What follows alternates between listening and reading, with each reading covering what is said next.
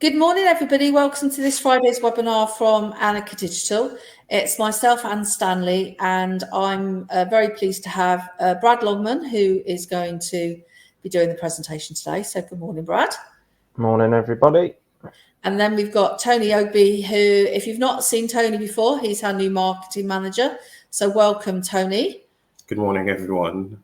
And Tony's going to be co-hosting and helping with the polls and the chat, etc. today. I think we've also got James Allen online answering the chat as well. So he's not actually in the webinar room, but I know he's on support because he works with Brad on a day-to-day basis. So if you're new to Annika webinars, we run these every Friday. We've had a bit of a break over the summer, but now we've got a full packed program for you. A few little tips and a little bit of help here and there. When Brad shares his screen, there's some arrows top right, which allows you to actually expand to the full size of the screen, which you'll find really helpful. There's also the handouts top right. So if you go and help yourself to the handouts, you can download there where you get the slides. And the videos is shared in a couple of hours time. So you'll get sent the video by email. But if you, by any chance, can't find the email or it goes into your spam, once we've loaded the video up onto YouTube, we will also load it onto the webinar. And if you look back in the chat just a little while ago, I copied in a message of where all our webinars are, which would be also where the new ones are as well. So without any further ado, I'll just pass over to Tony. Tony, would you like to do the first poll, please? Yes, 1 second. I'm just trying to figure it out. Well, I'll talk you through it. So if you go to the poll, you'll find that there's a queue. And at the moment, you've got 2 questions.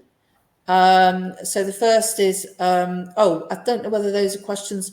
I think these questions relating to AI. So maybe you've not, did you do any new questions on SEO? Maybe we haven't, we should have checked that before.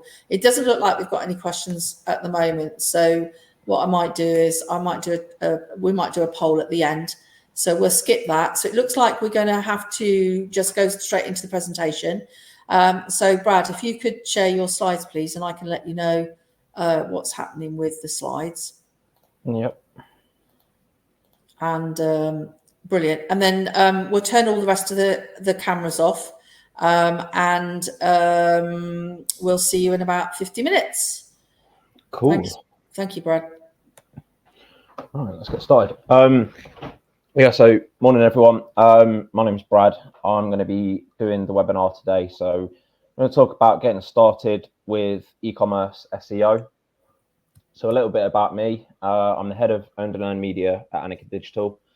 And I joined the company just over 9 years ago now. And I've also worked at another agency for about 4 years before that as well. So a lot of experience in SEO. I've kind of done a little bit of everything since I started working in SEO. But for the most part now, I tend to focus on speaking with new clients that come on board. I do a lot around SEO strategy and auditing, set up tasks and things like that. And anyone that's joined any of our training, you'll probably have seen me on the training sessions delivering SEO and website optimization training as well. A little bit about Annika for anyone that doesn't know. We've been established for about 17.5 years now, and we work with all manner of different types of clients: lead gen, e-commerce, B2B, B2C, kind of everyone. And we focus on 5 kind of core things around strategy, social, search, shopping, and skills. And today, a little agenda for what I'm about to go through. I'll do a quick little session on essentially the fundamentals of SEO and what goes into SEO. A little bit about how Google works and how it indexes websites. I'll also go through e-commerce SEO in 2024, and then a little bit about AI overviews, a little bit about basics that we can't really ignore, and then I'll just give a conclusion for everything. So looking at the fundamentals of SEO then. So there's three main things that fall into SEO, and they're technical SEO, off-page SEO, and on-page SEO. And technical SEO specifically refers to any website changes that you can make to the website, which doesn't really affect the content of that website. So when we're talking about SEO, technical SEO in particular, we're talking about things like speed optimization, we're talking about image optimization, updates to metadata like page titles and descriptions. We're talking about indexation analysis, so making sure that Google can crawl and index the pages on our website. We're looking at site architecture, so what does the layout of the website look like? How is the website built? Can people navigate through the site as they should be able to, essentially? And we're also looking at response code. So this is things like, do the pages redirect? Have you got any broken pages on the website, like 404 errors? Have you got any server errors and things like that? When we're looking at on-page SEO, this refers to any of the website changes that you make to the content that people see on that page. So that can include anything like optimizing the main page body content. It could be creating blog posts. It could be doing key phrase research. It could be finding and answering frequently asked questions. It also includes things like internal linking, so making sure that our pages are all interlinked together, and not just through the navigation at the top, but within the content of your website. If you mention another product or a service that you offer, are you linking to that product when you mention it? And it also comes down to the heading tag structures as well. So you've got your H1 and H2, H3 tags and so on. You want to make sure that they're obviously optimized for your target keywords as well. So when we're looking at on-page SEO, the core things that we're going to look at, you have your pre-click elements, and that is essentially your title tag and your meta description. They're called pre-click elements because they're the two things that will show up in Google if somebody searches for your products or service. So your title tag is usually what someone clicks on in Google, so it's the blue clickable link, and your meta description is the snippet of text that goes underneath it. And then your post-click elements, so this is everything that people see once they've clicked through to your website. You've got your heading tags, you've got your body content on the website, you've got images, you might have videos. Any kind of content that you've got on your page is typically the post-click elements, and that's the sort of stuff we'll be looking to impact when we're doing any on-page SEO. And then finally, we've got off-page SEO. So off-page SEO specifically refers to tasks completed to improve your website's visibility away from the website. It's mainly focused around links and also things like domain authority and domain rating. So tasks for off-page SEO can include things like link analysis. So having a look at websites that are providing backlinks to your website, and that's when they put a link on their website, someone can click on that and go through to your website. It might also be competitor analysis, so looking at what links your competitors have. It could also be broken link building, so are people linking to your website but they're linking to a page that no longer exists, or are they linking to a competitor website and their page on that website no longer exists? If you've got links pointing to pages that no longer exist on your website, you're not going to get any authority from those links coming through because it's going to a page that's effectively dead on the website. It also includes things like digital PR. So one of the things that we've done over the last couple of years is integrate our PR team and SEO team. And we've done that because the two things basically go hand in hand. So you can leverage digital PR as a means to build links to your website and grow your SEO authority, and start to build the visibility and get more clicks coming through to the website. It can also include other things as well. So I've put in here like reviews. So do you have third-party review sites? Are you actively collecting those reviews? If anyone searches for your business in Google and you've got a Google business profile, people can leave reviews on there. Google Business Profile will also pull in reviews from the web as well. So if you've got a Trustpilot account or reviews.io or FIFA or anything like that, Google Business Profile will actually pull those reviews into your profile, and it will show those reviews as well. So if you're collecting reviews in multiple places, you need to make sure that you're managing them and keeping on track with them. Particularly if you've got on your Google profile, if you've got all 5-star reviews, and then you've got a Trustpilot account where you've got loads of 2-star reviews, people are probably going to look at the 2-star reviews instead of the 5-star reviews. So you just need to make sure that you're managing those reviews. And, if you are getting poor reviews, then, at least respond to them and try and make things right.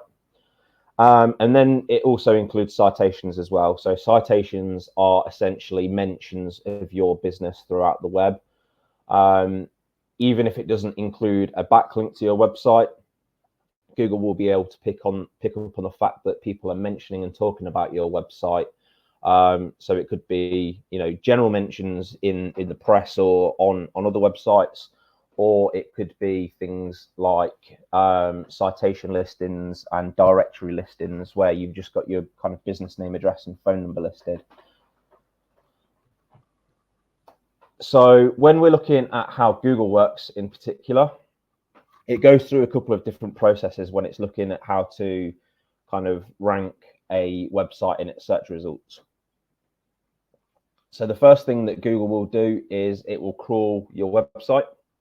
And what this essentially means is it finds your website, and then it goes through essentially every link it can find to get a picture of how big the site is and get an idea of every single page that's on that site that it might be interested by. Once it's done that, it will then index the pages. So this is where Google will look at the website and the content in particular and have a look and see whether that content is valuable. Obviously, it will look at any directives that you've given Google to say, don't index this page. You can crawl it, but we don't want it indexed. It will compare the content of your website against other content on the web, and it will see if you've kind of just copy and pasted it. It will find out, compared to how other content reads on the website, is someone likely to find this content useful? If not, then Google might choose to, rank your website a little lower. But yeah, essentially the index stage is Google analyzing the content on the pages that it's just crawled to find out whether it's your content and whether it's going to be useful for a user. Once it's indexed the pages, it will then move to the ranking stage. And this is essentially where Google kind of looks at all its different ranking factors, and it puts your website against other websites that are ranking and says, is this website better than what's already there? If it is, Google might, throw you up high up on page 1. If it finds that probably, it's a brand new website, it doesn't have much authority, it's not really optimized from an SEO perspective, it doesn't really understand what you're trying to rank for, then Google's not going to rank it very well. So if you've got a website that already exists and you've got quite a good authority, you'll probably find that whenever you publish new pages, Google ranks them quite highly already because it trusts your website. Whereas if you are a new business, you probably have to put more effort into creating better content than everyone else. You have to make sure that, your technical SEO is on point because you've not really got that authority yet. So you have to excel in all the different other areas of SEO. Once it's decided where it will rank you, it will then obviously go in and review pretty much constantly. It reviews its search results. So it will look at, how well that page is optimized.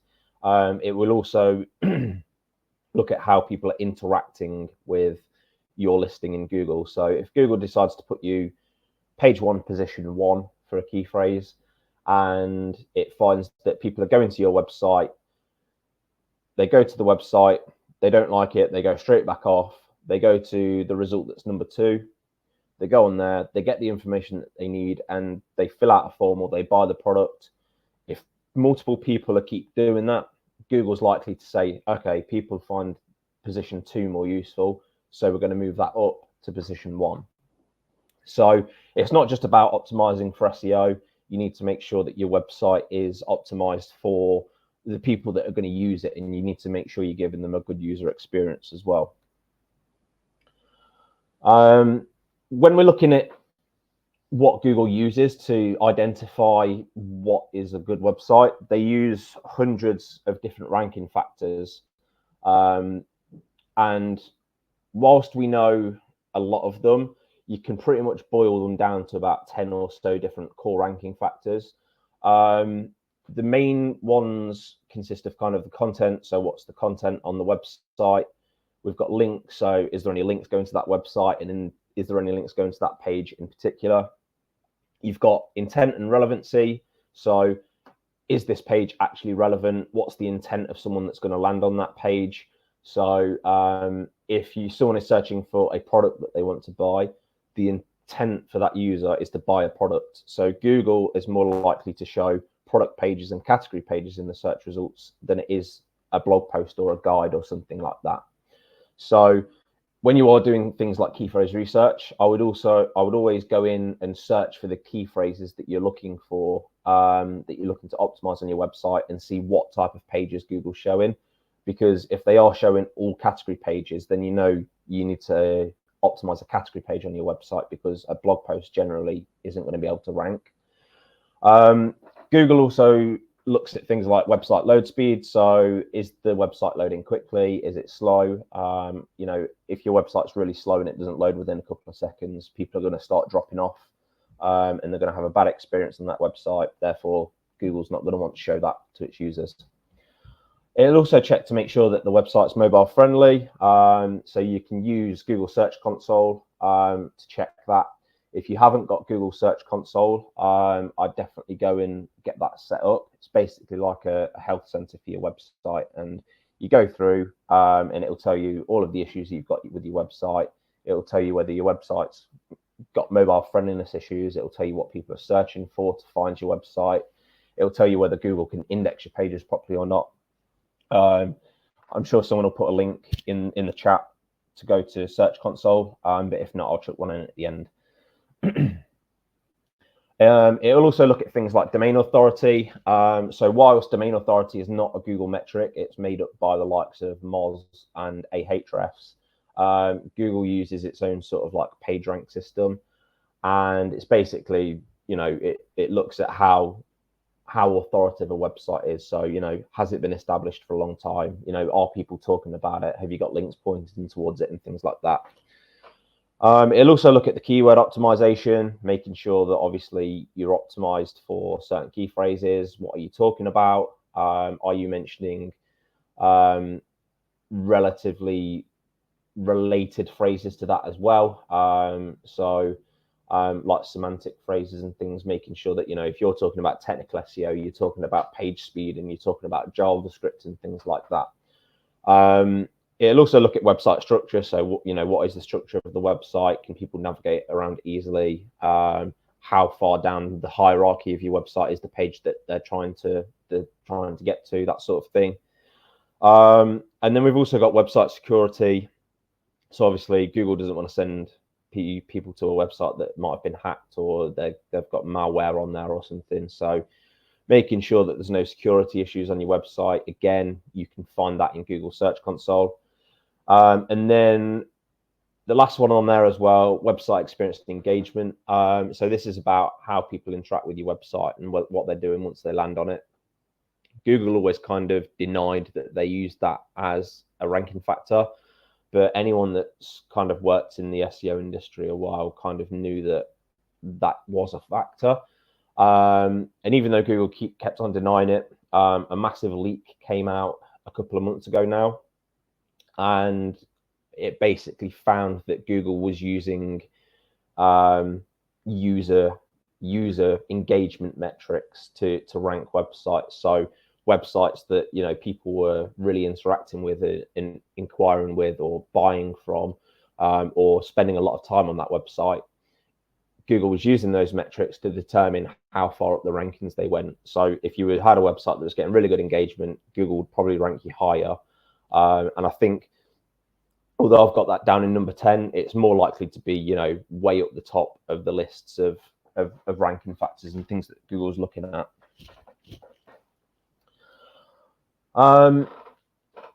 The other thing that you need to bear in mind as well is you need to make sure you're keeping up to date with any changes that Google is making to the search results. So Google has a little tool that it's published.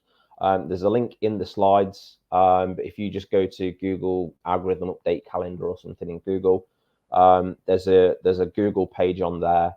And every time they publish a core update or a major update, they will post about it. So you can see they actually released a core update a couple of weeks ago. And at the same time, they broke the search results.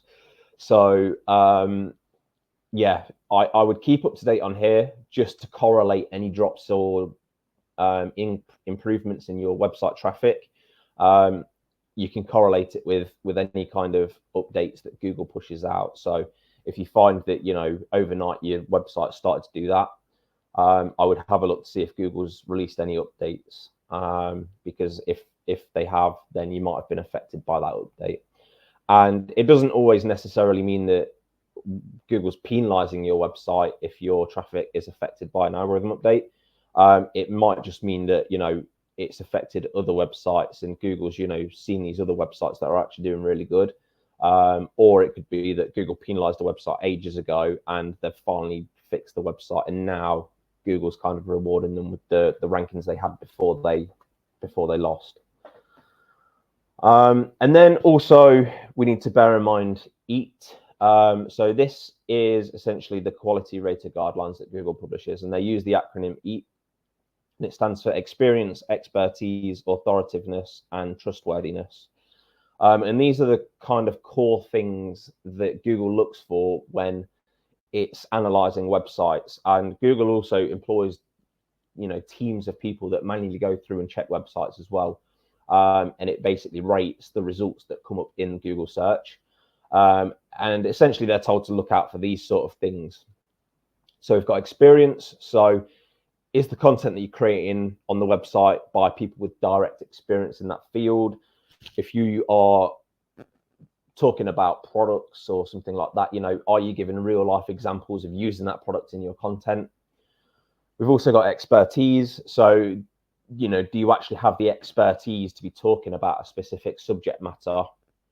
I'd probably say this matters more if you are in what you call a your money or your life industry. And that's basically anything to do with finance, solicitors, legal, medical, anything like that. You have to really show Google that, you know, you've got the kind of accreditations to be talking about that sort of stuff. But essentially, yeah, it's just looking at, do you have the expertise to be talking about that subject? So it's looking for things like, you know, author bios on your blog posts, real world data that you're using, making sure that you're citing your sources of where you get that data from and linking back to it, so Google can check that it's from a genuine website and not just some random website. You need to make sure you're kind of backing up everything you say. We've also got authoritativeness. So is your brand an authority on the subject matter?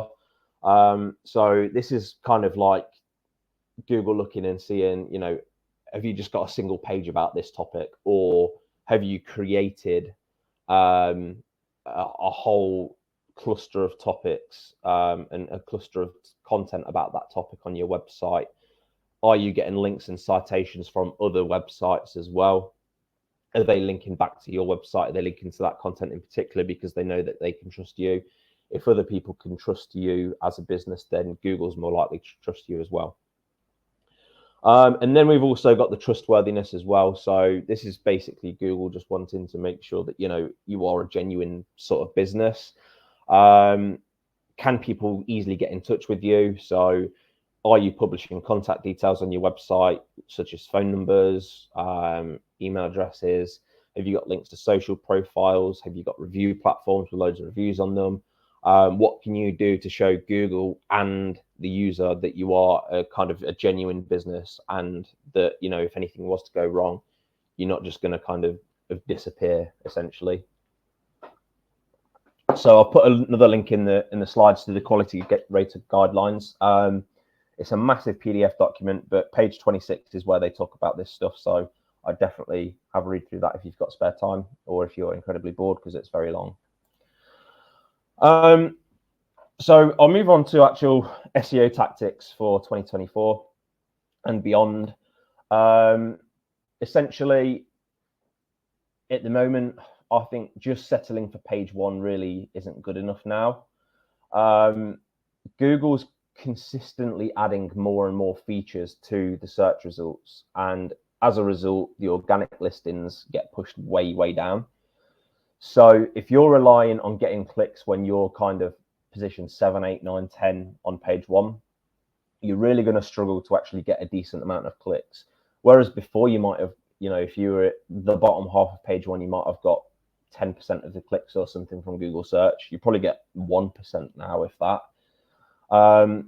So one of the things that we kind of look at now is, even if something's on page 1, how far up page 1 is it? What can we do to improve those rankings? What do we need to do to get into the top 3 or the top 5? I put in, it would probably be tiny on this little screen, but I put in a little screenshot. I was looking for some grass seed the other week, and this is the search results that came up. So we had 4 paid ads at the top. We then had organic shopping listings. We then had people also ask, and then we finally had the first organic result.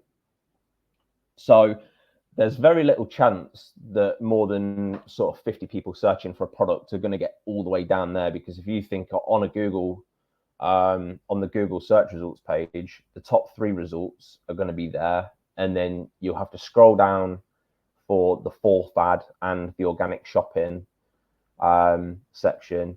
Then you'll have to scroll down a little bit more, and you'll see the people also ask, and then you scroll down a little bit more, and you'll finally see an organic result. So whereas before there was essentially 3 ads or 2 ads and an organic listing, you've now got all this other kind of real estate that you need to compete with. So don't just rely on being on page 1 to get traffic to the website. I think you need to be aiming at least top 5. And like we said before about with the eat stuff, when I'm looking at expertise, we need to be focusing on topic clusters as well. So if you have like a grass seed category page, for example, that you want to show up in Google, you can't just create a grass seed category page and expect it to rank. You've just got that one page there. Google sees that and they're like, okay, they sell grass seed, but kind of what do they know about grass seed? There's nothing else on the website that mentions grass seed. So are we going to show this over someone that we trust? Probably not.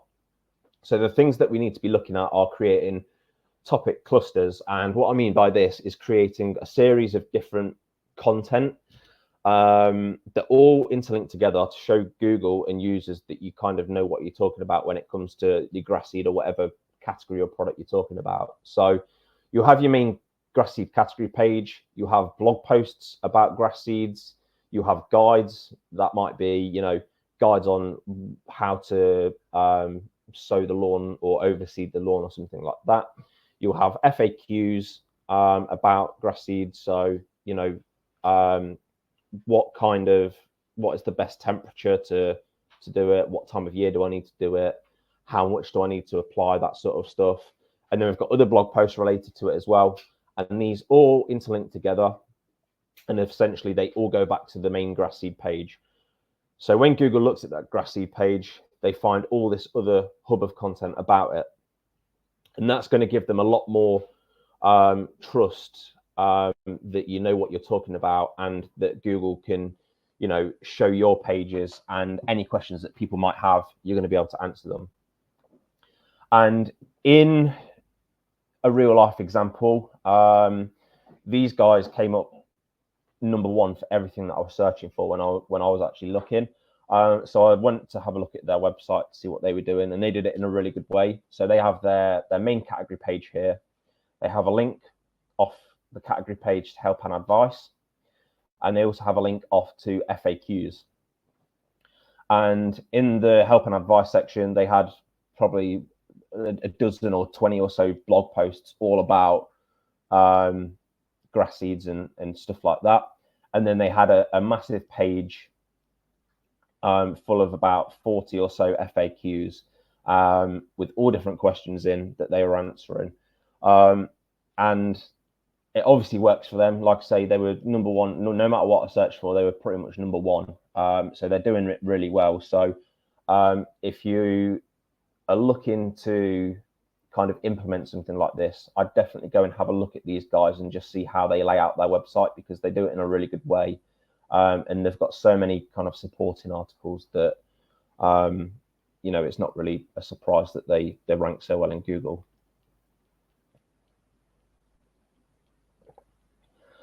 The other thing that we look at and that we want to take notice of are faceted navigations.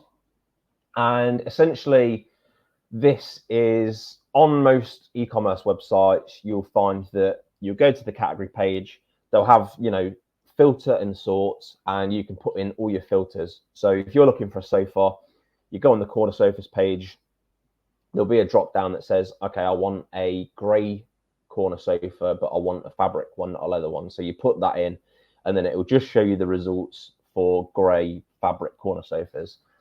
The problem that a lot of websites have is that is a dynamic feature. So the page doesn't change. It's just the products that are shown that change.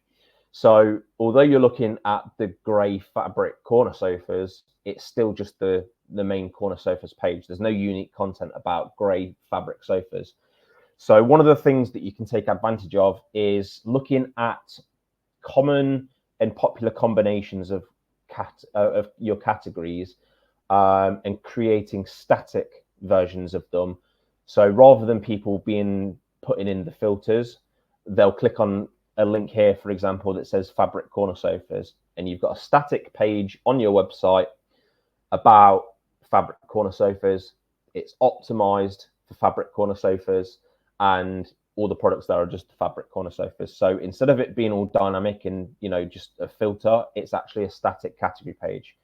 And just to prove it, I had a look at some different searches for types of sofas, mainly corner sofas. So I looked at leather corner sofas, corner recliner sofas, corner sofa beds, modular corner sofas, grey corner sofas, and so on.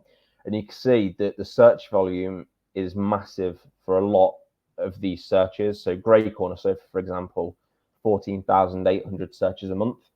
So if you're not using static category pages and creating sort of like a faceted navigation so that you can do a deeper dive into the different types of categories, you're missing out on a hell of a lot of traffic, because Google is not likely to show filtered pages in the search results, because there's no content about that particular, you know, grey fabric corner sofa on the website, because it's just the main corner sofa page with a filter. Whereas if you created a page for grey fabric corner sofas, you've got the static page there. A lot of your competitors won't have that. So there's a lot more opportunity for you to go in and secure kind of extra traffic to the website. The other thing that we should be taking into account is image SEO. So I haven't got any stats on it, but there's a lot of people will find your website through image search, and a lot of people search by image as well, particularly where in Google you can search with an image. So if you see something out and about and you think, oh, I like that, I wonder where I can get it from, you can upload a picture of it essentially, and then Google will look across the web and pick out all the kind of similar images. So yeah, you can actually gain a lot of extra traffic simply by appearing more in image search, so making sure that you're optimizing your images. So you want to make sure that all the images on your website are compressed to as low a file size as possible. Obviously, we want to retain a high quality on them. So you can use things like a WebP format, which is like a an image file for web that Google's been trying to push it for a couple of years now, I think, but it's not been massively taken up. But if you convert your images to WebP, you do actually save a lot of file size on there. And a lot of, if you're using WordPress and you've got speed tools on there, a lot of them will convert your images to WebP to speed up the website. You can also make your traditional search listing stand out a lot more as well. So, for example, you've got the Adidas website here. There's no image next to it, but you've got JD Sports under it. They've got an image there which looks good, and then they've got another Adidas page here that's got multiple images on there. The listings that have got images on typically stand out a lot more than ones that don't. And it's not actually too difficult to get listings that look like this. Obviously, you need your images to be of a good quality, but essentially you just need to make sure that images are rendered to a size that's bigger than 200 by 200 pixels on your category pages. And then Google should start to use image thumbnails in the search results as well. So yeah, definitely look at your images on the website. Make sure you've got them optimized. Make sure you've got relevant file names for their images. So it's not just like image 1, image 2, image 3. It's, you know, if it's this Adidas campus trainer, you know, save the image as black Adidas Originals campus. And also make sure you also include in alt tags on there as well, because that's going to help out a little bit too. We also need to look at organic shopping. So organic shopping listings are becoming a lot more frequent and prominent in search. And it's definitely an area that you should focus on. So we need to make sure that we're doing what we can to optimize our shopping feeds for organic results. We want to make sure that we're filling in all the details that we can about that product in our feeds. There's a couple of different ways you can do it, I believe. I think you can have 2 different feeds, one that feeds your PPC shopping feed and one that would feed an organic shopping feed.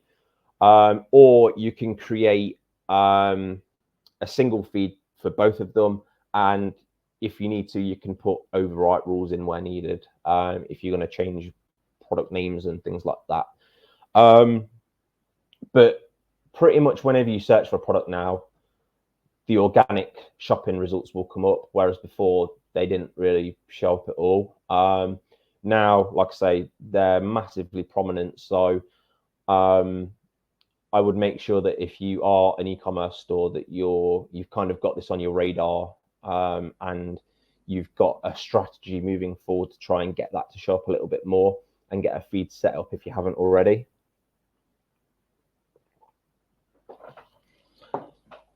And also product pages as well. Product pages need more focus than ever before, really. With the rise of organic shopping listings, it gives you a lot more chance of getting in front of customers, and AI overviews as well. As Google starts to roll that out, if you're looking for specific products and you're using the Google Gemini, Google's going to be a lot more focused on giving you actual products rather than sending someone to a category page.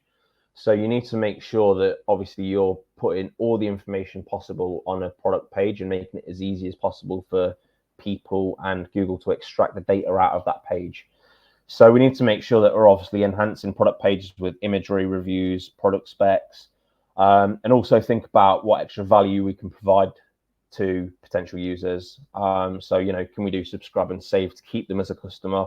Can we do discounts if people buy bulk?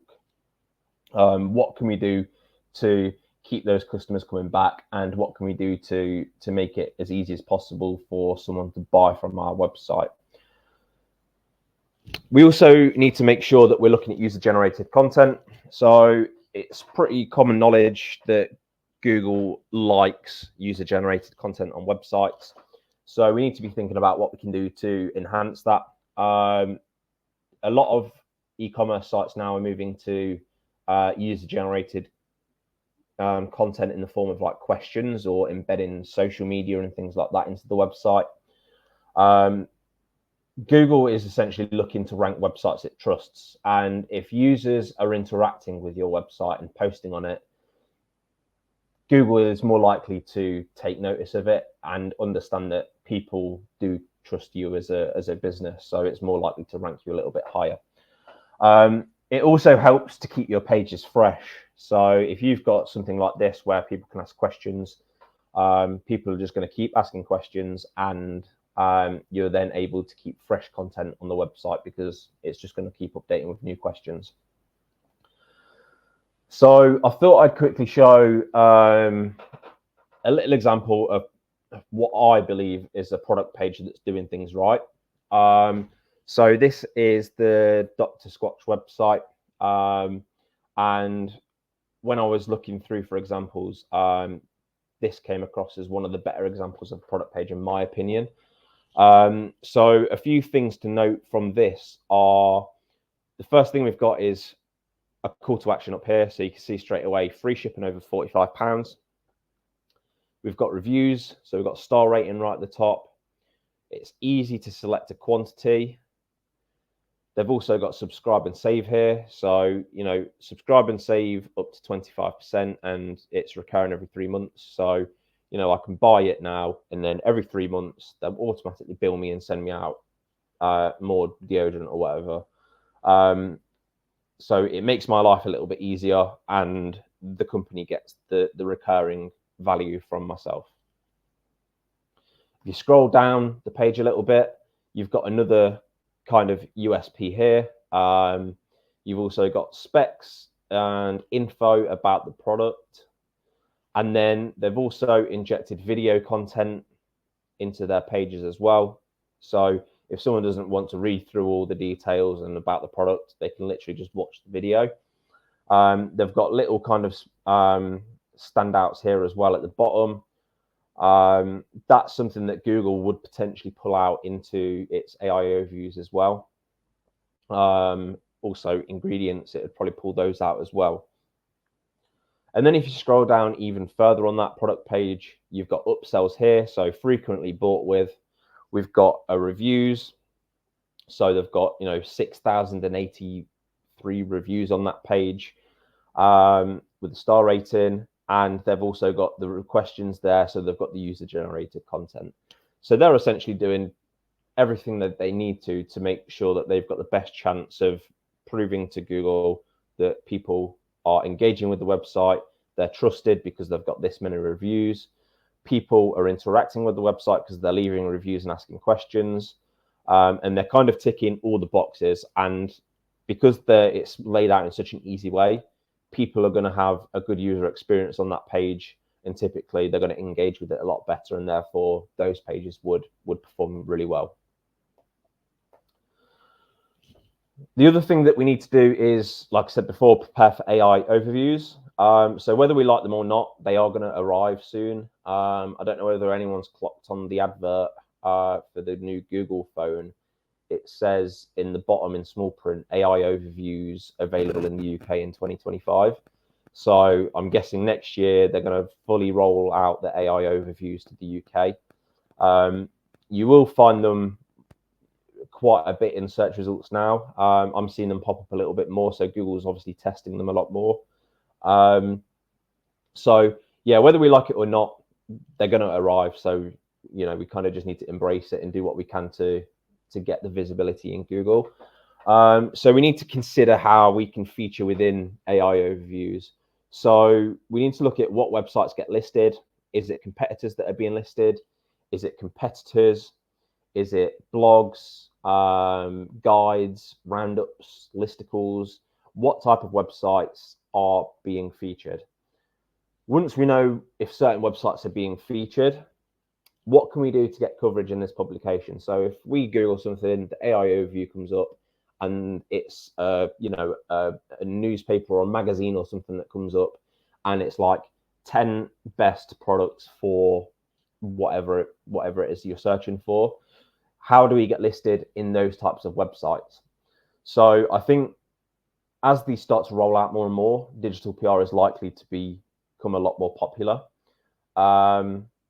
because people are going to want coverage and to be featured within the websites that are being featured within the AI overviews. So I definitely think digital PR will see a rise, and you know, if we can't get our own websites listed in them, then we're going to have to rely on getting coverage to be featured in the websites that are, essentially.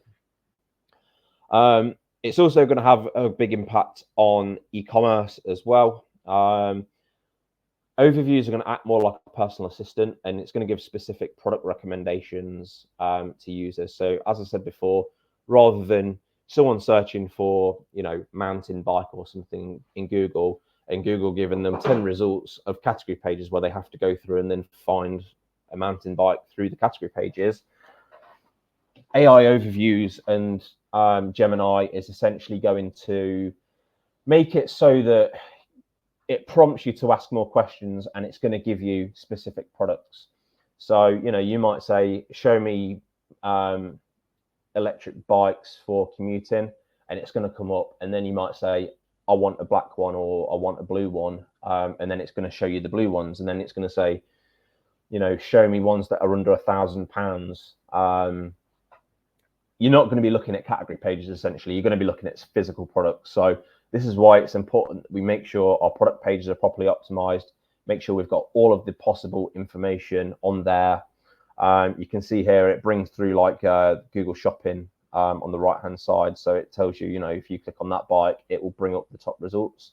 So we need to make sure we're doing things like product schema and structured data on the website as well, which is essentially like a markup language to Google. So it pulls out price, stock availability, reviews, and that sort of stuff. So yeah, when they do eventually arrive, AI overviews and Gemini in search and things like that, it's definitely going to have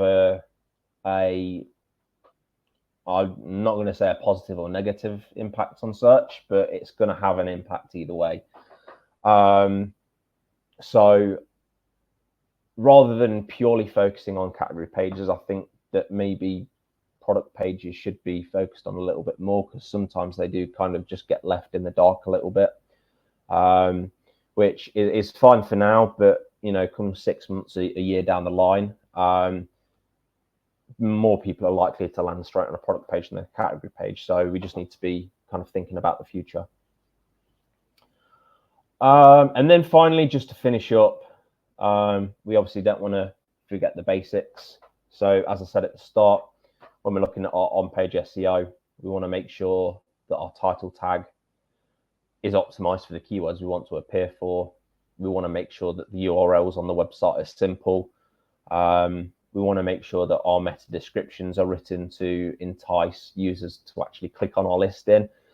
The meta description, it's not a ranking factor in Google, but you can see if we search for digital marketing agency Leicester, the Annika listing, because we mentioned digital marketing agency, we mentioned Leicester, it makes the word that the user searched for bold.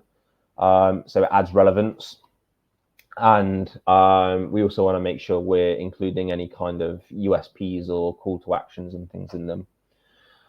We also want to make sure that we're optimizing the body content for key phrases. We're mentioning our key phrases a few times throughout it. Like I said before as well, we want to make sure we're optimizing it in kind of like a semantic way. So making sure that, like I said, if we're talking about technical SEO, that we're talking about page speed, we're talking about image optimization, we're talking about JavaScript, we're talking about Google Search Console or whatever it might be, everything related to technical SEO, we need to mention on our technical SEO page. We want to make sure that we've obviously got our heading tags. So we've got one H1 on the page that contains our kind of our main keyword and also relates back to our page title. And then we want to make sure that our secondary keywords are mentioned in H2 tags. And then finally, we want to make sure that we're also optimizing images so that we're compressing them so that they're a small file size and not slowing the website down. We want to make sure that they are, they've got alt tags on them, make sure that they've got relevant file names and things like that. We also want to make sure from a technical point of view that the website's good. One of the things that we want to focus on is obviously page speed, and more importantly as well, the core web vitals, which is a metric that Google uses to essentially rank how well a website loads. And if you pass the core web vitals test, you get a minor ranking boost. So a couple of months ago, they actually changed the metric. So it used to be interaction to next paint, but now Google looks at the first input delay. So if you did work on your core web vitals last year or before March and you were passing, make sure you go in and check to make sure you are still passing, because Google changed the goalpost slightly on that. It does carry a minor ranking boost if you pass the assessment compared to websites that don't. So you can chuck a couple of your competitors in there and see if they're failing, then it might be one of the things that you want to look at passing for your website, so you've got that kind of competitive edge on them.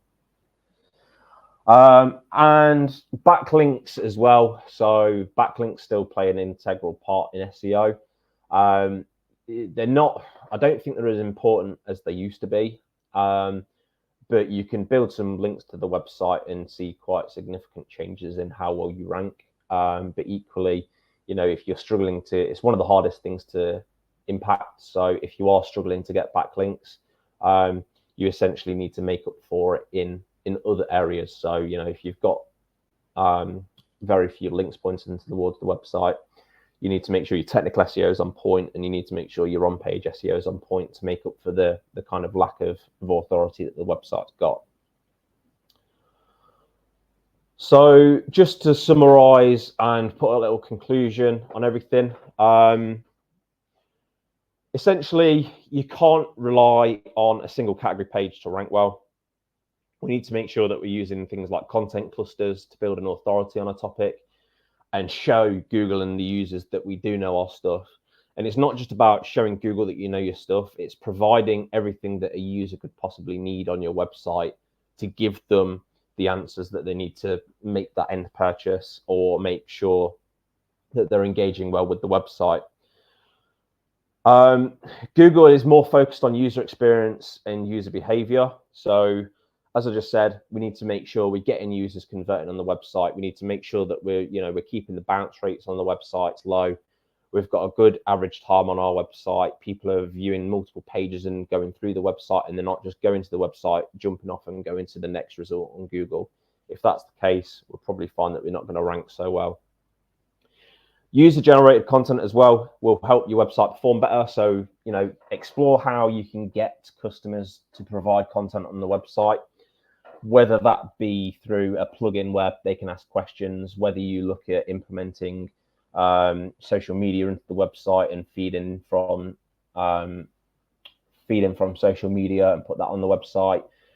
Can you get customers to do unboxing reviews or partner with someone on social media that creates little video snippets for you that you can then put on the website, that sort of thing. Obviously the basics, they still matter. So making simple changes to page titles and H1 tags can significantly impact how well you rank in search. So if you do find that you're kind of on the cusp of being on page 1, or you're at the bottom of page 1 and you want to be higher, if you think, oh, I could probably change this page title a little bit, just go and do it, because it could be the difference between you being at the top of page 1 and the bottom. And being happy with just a page 1 ranking generally isn't going to be good enough anymore to get loads of clicks through to your website. You do really need to be aiming for the top spots. As I've shown before, position 1 is about position 10 in reality. So we need to make sure that you're as high up that page as possible, and also where possible, can you get featured in the AI overviews to make the most of that visibility and be right at the top of search again. And that's everything. So I hope everybody found that useful and interesting. I don't know if there's been any questions in the chat. James has been really good, and he's been answering lots of questions. Thank you, James. That was really, really useful. James is always on hand with lots of answers. So things are moving really quickly, aren't they? Because the ChatGPT's got a new search engine coming out, which is really interesting. I don't know whether you mentioned that today. I had to disappear off and do something else for 2 minutes. So that's going to change things a little bit as well. So I think Google's dominance is definitely going down as new things come in and replace it, and etc. So I understand that James is going to do a follow-up, isn't he, Brad, in a couple of weeks' time? Yeah, James is doing another SEO one in a couple of weeks. It's going to be a little bit more technical than mine. So I've kind of give you the warm-up. James will give you the beefy info. Excellent. Well, you don't seem to have we don't seem to have too many questions that James hasn't answered. So hopefully you've all enjoyed that. What we'll do is we'll just ask everybody to give you a little bit of a review. So if anybody enjoyed the presentation today, if you could leave us a Google review, that would be amazing. If you are into e-commerce, we have got an e-commerce lunch, which we're organising on the 12th of September. It's invite only, but if you have got an e-commerce website and you are interested, if you fill in the form, you can apply, and hopefully we'll be able to give you a place and let you join us. So if you are interested in joining in the three e-commerce lunch, we've got a speaker, Charles Bentley and Andrew Steele. Charles Bentley have been clients for 12 years, and he's going to be talking about the history of Charles Bentley, which is over 160 years old. It's a family business. I think they're like the 6th generation or something.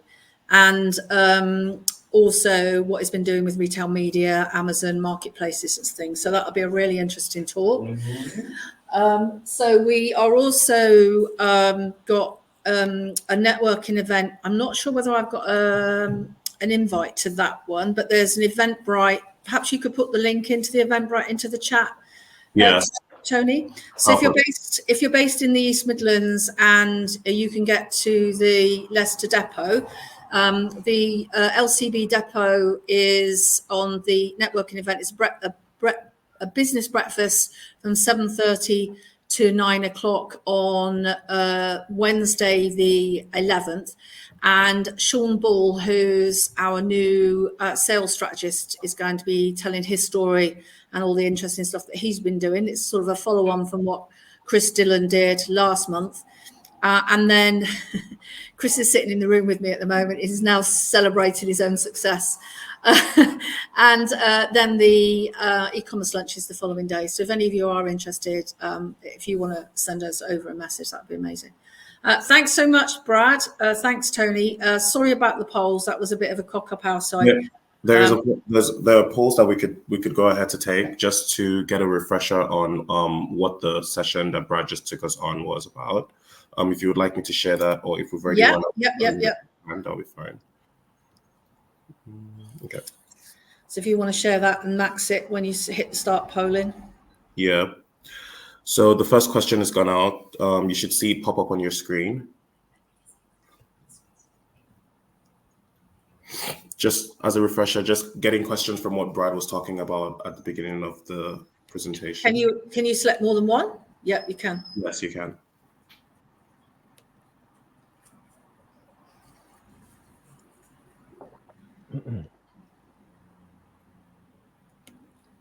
I've just maxed it out so you can see it on the screen. So we're starting to see the results of what everybody's doing. So most people are saying site speed and mobile responsive, which I mean, I definitely agree with that. That's been probably a priority for several years now. And in fact, if you haven't got that, it's more that if you haven't got it done, it's more likely to be an issue rather than you needing to do it. We'd expect you to have that already. Is there a second poll? Yes. So I'm just going to go ahead to close this. You need to go to the queue now. Yeah. So the second poll just popped up. Again, just from what Brad was talking about, just to try to spool some questions, just to see if people were like listening or gaining anything from the session.